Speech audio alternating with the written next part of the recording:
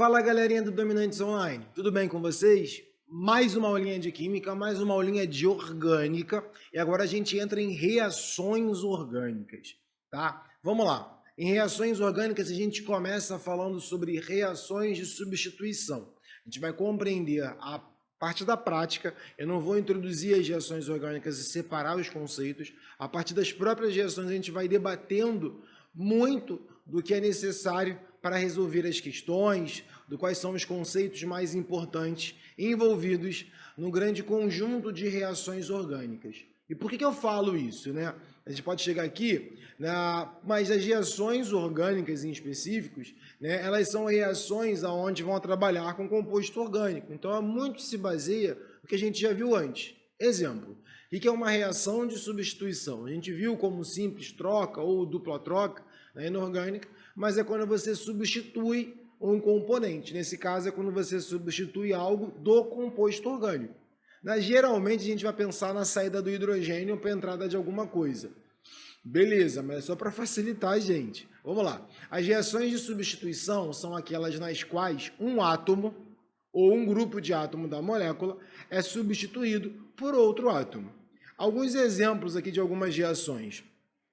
A gente tem a cloração do metano, né? Para quem não lembra aqui, ó, um carbono ligado a 4 hidrogênios e um cloro, né? Essa reação, por meio de luz, ocorre a quebra dessa ligação e a troca, a substituição de um cloro por um hidrogênio, transformando esse composto em um haleto orgânico e o HCl. Troca-se de lugar o cloro com o hidrogênio, né? O hidrogênio com cloro. Beleza? Outra reação. Aqui eu tenho o benzeno. Mais uma vez você está vendo a saída do hidrogênio, tá? Sai o hidrogênio e entra um cloro. Então é outra coloração da mesma forma, tá? A gente vai ver o bom aqui, esses casos a gente vai ver todos também especificados. Aqui eu estou colocando como exemplo, né? Aqui é o que vamos dizer que é uma substituição num alcano, mais precisamente no benzeno, no metano, e aqui no aromático, no benzeno. Aqui já tem uma outra ideia. Ali era por luz, aqui eu preciso de um catalisador, que é a substância que fica no meio aqui da seta, tá? Mas funciona da mesma forma, tá? E sempre tem essa estrutura. Você vai ver a substituição, a saída de uma parte ou de um grupamento, como eu falei, e vou reforçar essa informação. Geralmente a gente fala de substituições associadas ao hidrogênio. Não é só ele, mas é muito mais frequente com ele. E a gente começa a falar de substituições com o grupamento dos alcanos. Então agora, nessa parte 1, eu vou focar em quais são as reações de substituições do alcano. No alcano é uma estrutura formada por apenas carbono e hidrogênio. Então, as substituições são feitas na saída de um hidrogênio com a entrada de um outro grupamento.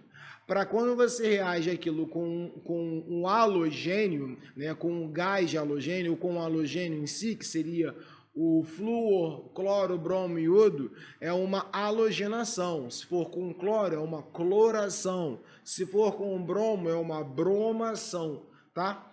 E aí a saída, sim, do hidrogênio para a entrada de um desses cloros, tá? Coisas importantes sobre esse tipo de reação. Transforma-se um alcano em um haleto, tá? Outra, e aí tu vai ver que vai mudar muita coisa não. Você tem outro grupamento aqui agora, mas você reage. Quem é esse cara aqui? Esse cara aqui está desenhado dessa forma, mas se tu juntar as peças, esse cara é o HNO3.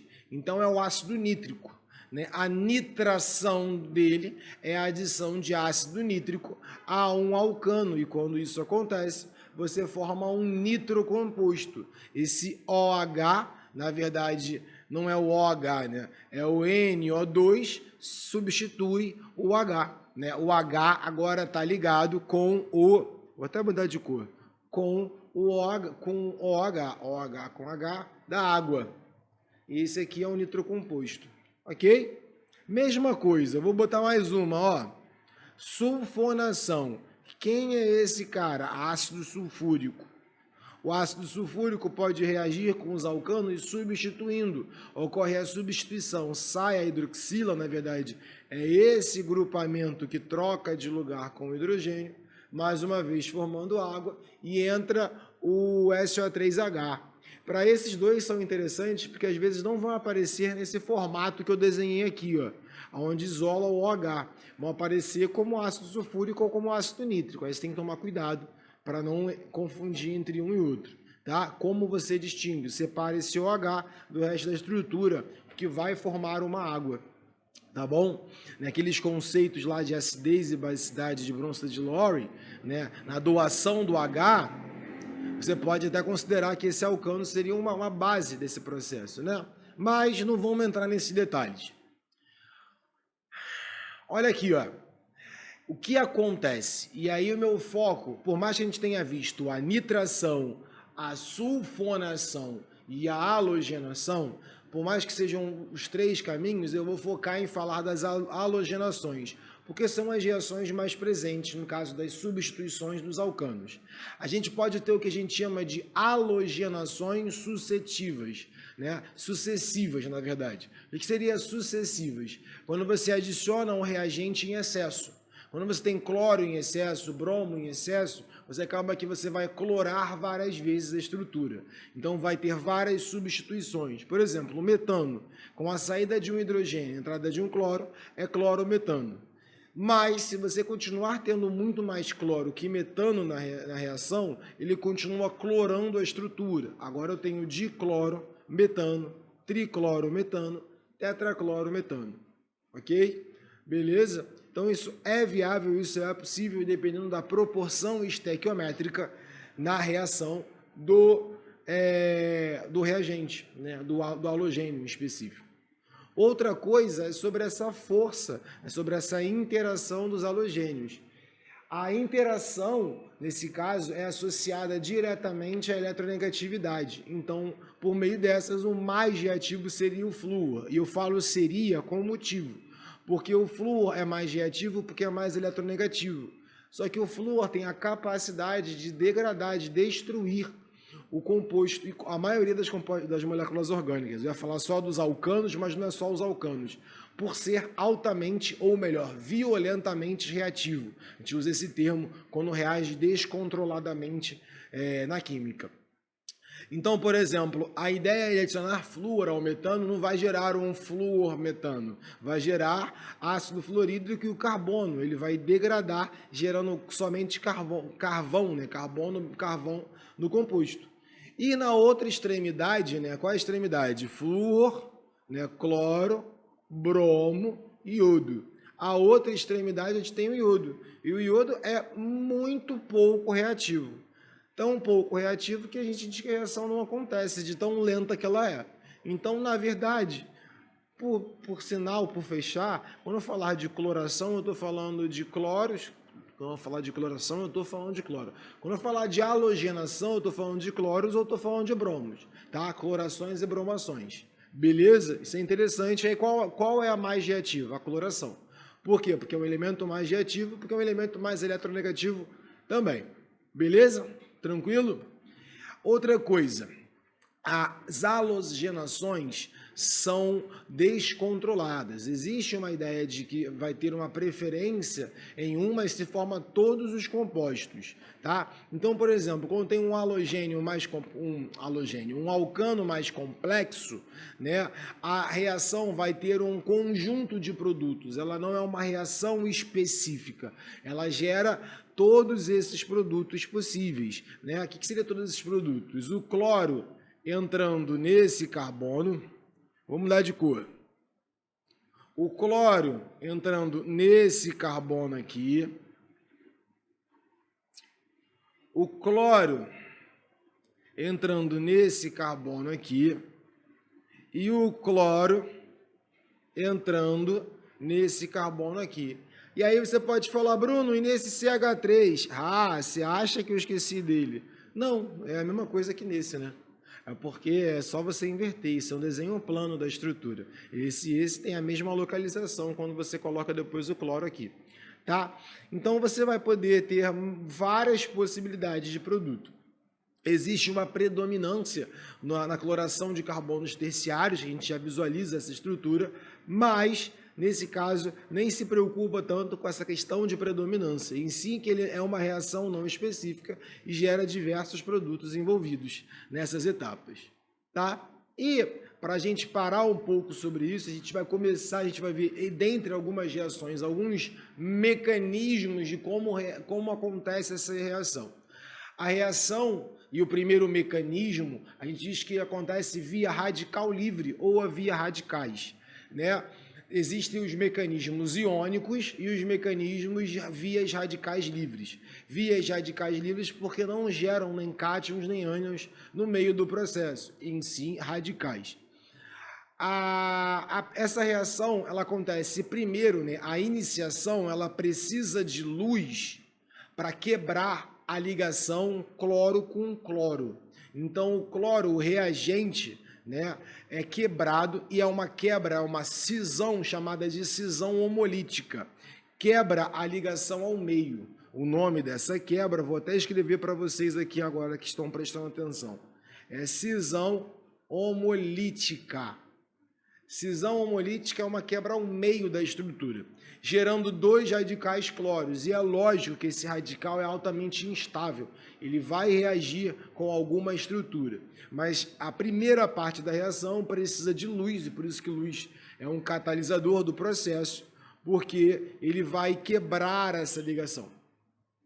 Bom, e aí a partir do momento que eu gero esses radicais vão começar a se interagir e reagem facilmente com o hidrogênio do alcano.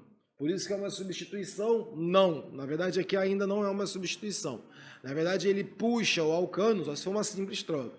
Ele puxa o hidrogênio do alcano, ele faz a quebra da ligação, então ele quebra a estrutura. Eu vou até quebrar o certo, olha só. Para ficar certinho nesse desenho, ele quebrou esse, só para ficar mais viável, tá? Deixando agora o carbono como um radical.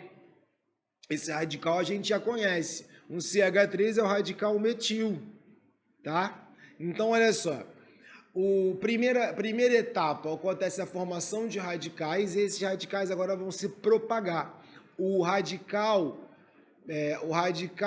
cloro, né, o radical cloro reage com o metano para a formação, então, de uma tirada do hidrogênio para a formação de um metil, tá? A formação de um metil e, junto com ele, o ácido clorídrico. Isso aqui não é um produto orgânico, obviamente vai ter mais uma etapa, vem a etapa 3. O metil, então, agora, um radical, continua se propagando e ataca outra molécula. Repara, formação de um radical, o radical ataca a molécula orgânica. A molécula orgânica vira um radical.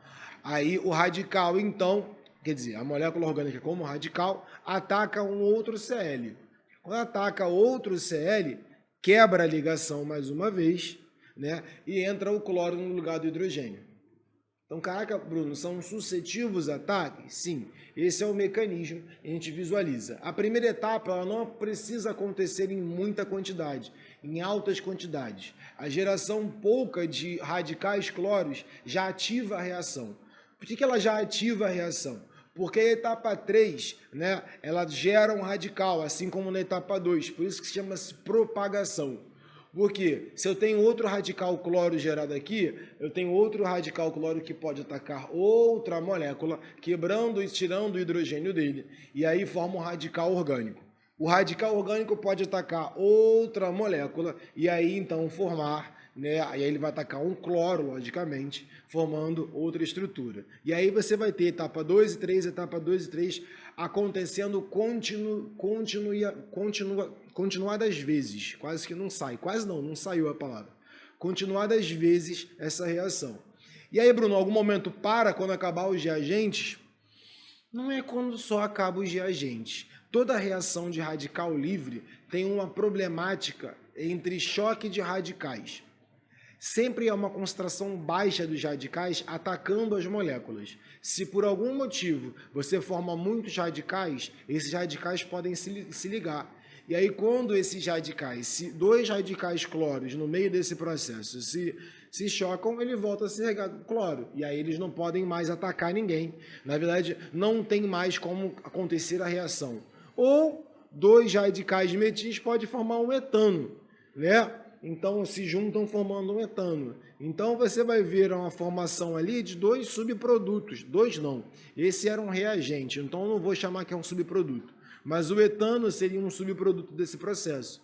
Se a reação acontece controlada, a concentração de etano é baixíssima, porque você não precisa de fornecer tanto quebra de radicais lá na iniciação. Só basta poucos radicais que a reação começa a acontecer em fluxo e sempre gerando radicais para ela continuar acontecendo. Beleza? Anotou essas etapas? Essas reações, né, as halogenações, são assim, são vias radicais livres. A gente vai ver outros mecanismos também interessantes para compreender a diferença, mas já fica aí esse primeiro mecanismo e essas primeiras reações, que são as reações em alcanos. Aguardo vocês numa outra parte de aula, onde a gente continua falando de substituições em aromáticos. Tá bom? Até a próxima aula.